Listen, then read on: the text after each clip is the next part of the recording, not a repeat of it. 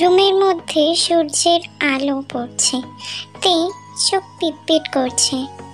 চোখ খুলে সামনের দিকে তাকিয়ে দেখে সোফায় বসে আছে তার একান্ত ব্যক্তিগত স্বামী, পেপার হাতে। শুভ সকাল মোনালিসা। শুভ সকাল।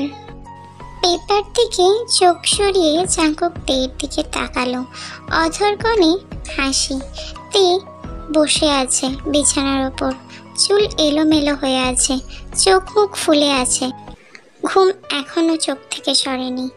চোখ কচলাচ্ছে দুহাত দিয়ে, আশেপাশে তাকাচ্ছে। জাঙ্কুক তের ঘুম ঘুম গলা শুনেই মোহে পড়ে গেছে। এই মেয়ে যদি একবার জাঙ্কুকের চোখের দিকে তাকায়, এখন সর্বনাশ দেখবে। আশেপাশে তাকিয়ে কি খুঁজছে এই মেয়ে?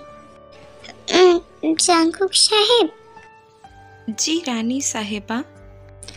মজা করবেন না। আচ্ছা, কি বলবে বলো। কি আজব কাজ।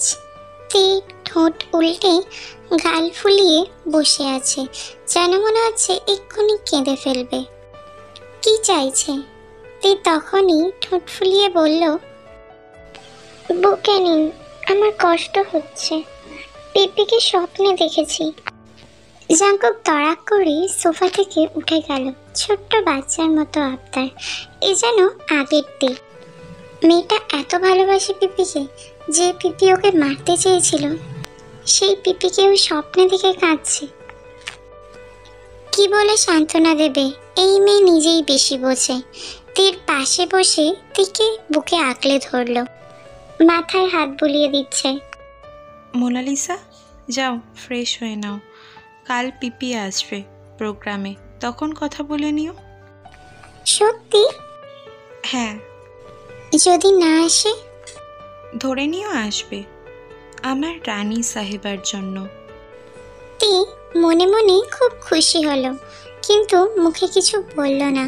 ছোট্ট বিড়াল ছানার মতো জাঙ্কুকের বুকে মুখ গুজে পড়ে থাকলো। ঠিক সেই সময় জাঙ্কুক রুমে প্রবেশ করল। Sorry sorry sorry, I am extremely sorry.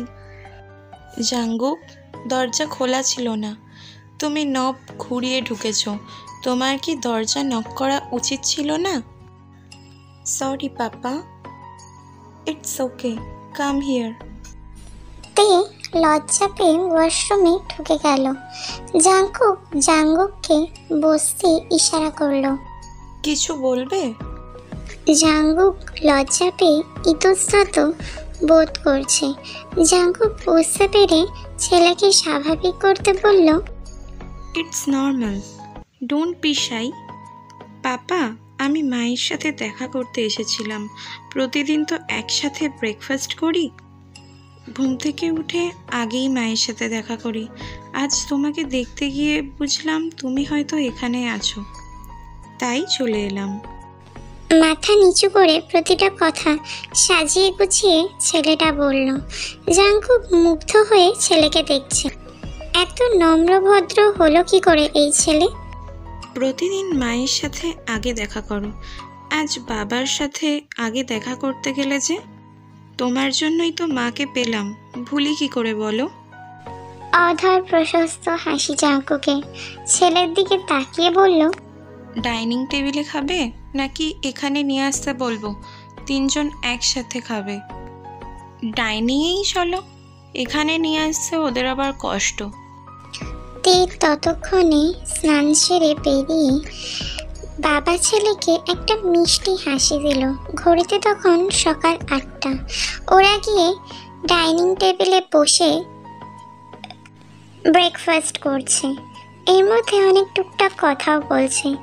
এরই মধ্যে জাঙ্কুক টুক করে কয়েকটা ছবি তুলে নিল। দুপুরের পর থেকে জাঙ্কুকের বাড়ি ভরে গিয়েছে। জাঙ্কুকের কাকা, পিপি, মাসি, তাদের পরিবার পরিজন এসেছে। বাড়ি এখন ভরা ভরা লাগছে। একসময় জাঙ্কুকের মায়ের জন্য বাড়িতে আত্মীয় স্বজন প্রায়ই আসত যেত। উনি অতিথি আপ্যায়ন করতে খুব ভালোবাসতেন। আজ তাই সবাই জাঙ্কুকের ডাকে ছুটে এসেছে। শুনেছে সবাই জাঙ্কুকের বিয়ের কথা।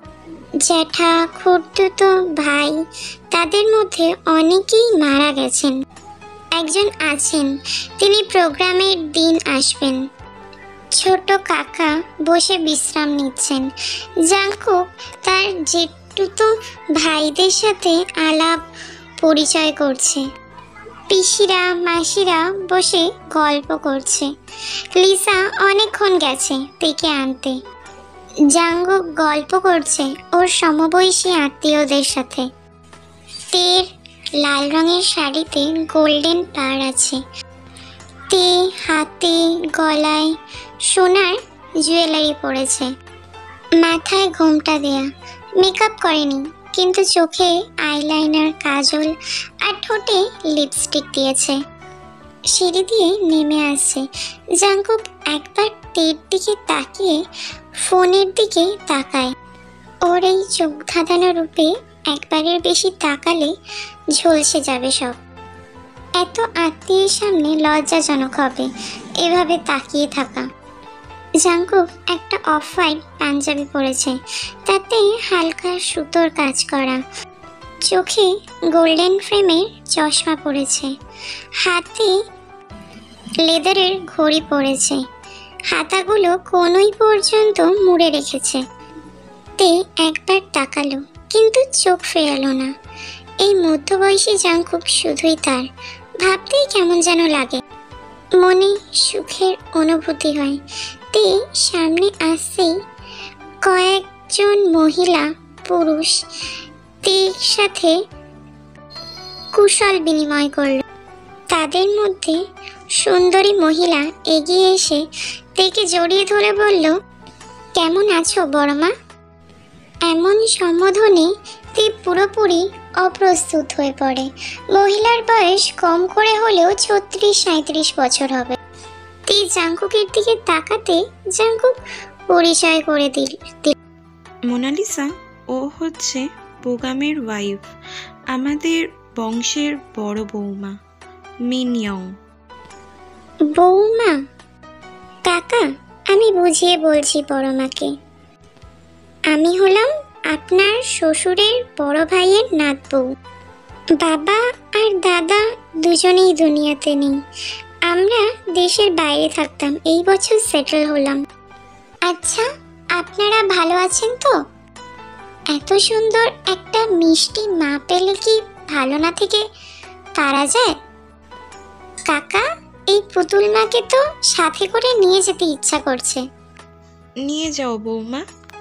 তে ড্যাব ড্যাব করে তাকিয়ে আছে জাঙ্কুকের দিকে। কত বড় পুরুষ মহিলা ওকে কাকা ডাকছে। জাঙ্কুক তের অবস্থা বুঝতে পেরে মুচকি মুচকি হাসছে। জাঙ্কুক একটা ছেলেকে সামনে এনে বলল, মা, ও শুভ, বোগাম দাদার ছেলে। আমি আপনাকে কি বলে ডাকবো মা?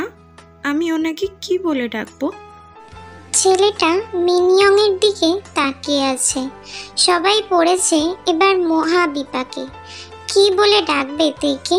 দাদি তো কোনোভাবেই বলা যাবে না, ঠাম্মিও বলা যাবে না।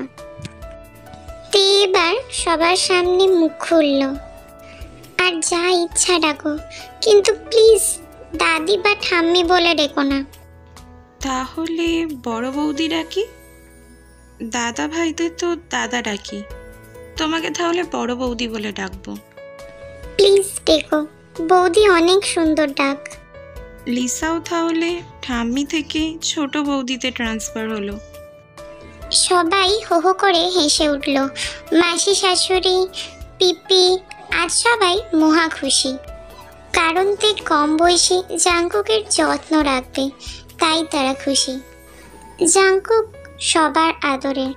অল্প বয়সে একাকিত্বকে সঙ্গী করে রাখা মানুষটা আজ বিয়ে করেছে। এতেই সবাই আকাশের চাঁদ হাতে পেয়ে গিয়েছে। মাসি শাশুড়ি তেকে এক সেট গয়না উপহার দিয়ে সবার সামনে এক অদ্ভুত আশীর্বাদ করে বসে। পিপি আর মাসি শাশুড়ি ঘিরে ধরেছে। বৌমা, আমাদের কুকিটা অনেক বছর একা ছিল, এখন তুমি ওকে সামলাও, ঘর সংসার গোছাও। হ্যাঁ, সংসারের অনেক দায় দায়িত্ব, বুঝলে? সমস্ত কিছু সামলে রাখতে পারবে? হ্যাঁ পিপি। কি রে খুকি, তোর বউ তো হ্যাঁ পিপি, হ্যাঁ ঠিক আছে, এই ছাড়া তো কিছুই বলে না। শোনো মেয়ে, শুধু বললে হবে না, করে দেখাতে হবে। আচ্ছা মাসিমণি। আবার সবাই হো হো করে হেসে উঠল। পিপি আর মাসি মজার ছলে দেখে বলে, আচ্ছা কি বুঝেছ বলো তো? এই যে আপনারা সংসার গোছাতে বলছেন। এই তো ভালো মেয়ে, সংসার গোছায় কিভাবে জানো তুমি? রান্না বান্না, জাঙ্গুগের পড়াশোনা, ঘর গোছানো, আর আর এগুলো কেন করতে যাবে? বাড়িতে কি কাজের লোকের অভাব আছে? শোনো মেয়ে, বাড়িতে তোমার একটা বড় ছেলে আছে, জাঙ্গুককে সঠিক পথ দেখাবে। তুমি শিক্ষিত মেয়ে, আমাদের থেকে সমস্ত কিছু ভালো জানো। আসল কথা হলো একটা ছেলে দিয়ে হবে না, সংসার ভরা ছেলে মেয়ে থাকবে। বুড়ো বয়সে কোথায় যাবে? জাঙ্গুক কোথায় না কোথায় থাকে। এই বংশের ছেলেদের তো বিদেশ যাওয়ার ধাত আছে বাবা মা ছেড়ে। মেয়েরা হলো ঘরের প্রদীপ। আমাদের নাতনি লাগবে, জাঙ্গুক তো আছে, আমাদের নাতনি দাও। বছর যাওয়ার আগে যেন সুসংবাদ পাই। আচ্ছা ঠিক আছে। কি? তে অবুঝের মতো কথার তালে বলে যাচ্ছিল ঠিক আছে ঠিক আছে। হঠাৎ করে তার মনে হওয়ায় ঠিকটা শুধরাতে গিয়ে ভাবে কি বলে ফেললো। এত বড় কথা, বিয়ের 1 মাসও হয়নি। লজ্জায় আর মাথা তুলতেই পারলো না। হ্যাঁ মা, আমারও বোন চাই। জাঙ্গুক কোথা থেকে এসে হঠাৎ তাল মেলালো। জাঙ্গুক, বোগাম, চেহক সবে চায় চুমুক দিয়েছে, এদের কথা শুনছিল। হঠাৎ মুখ থেকে চা ফেলে দিল জাঙ্গুক, নাকে মুখে ভীষণ খেলো। জেনি দৌড়ে এসে ভাইয়ের পিঠে থাপ্পড় মারল, আস্তে আস্তে জল খেতে দিল। ওরা নিশ্চিত বুঝতে পেরেছে কাকার ভীষণ খাওয়ার কারণ। জাঙ্কুক জল খেয়ে টিস্যু দিয়ে মুখটা মুছল। তের দিকে এক পলক তাকাতে দেখে মেয়েটা লজ্জায় লাল, নীল, বেগুনি সব রং ধারণ করেছে, শুধু কাঁদতে বাকি রেখেছে। জাঙ্কুক কারো দিকে না তাকিয়ে লিসাকে বলল, লিসা, মোনালিসাকে রুমে নিয়ে যাও, আমি একটু বের হচ্ছি, দেখে আসি হলের কি অবস্থা। হন হন করে বেরিয়ে গেল। উপস্থিত সবাই অট্টহাসিতে ফেটে পড়ল। জাঙ্কুককে মনে মনে তে অনেক বকল এই পরিস্থিতিতে ফেলে চলে যাওয়ার জন্য। তে কথাই বলবে না ওই লোকটার সাথে।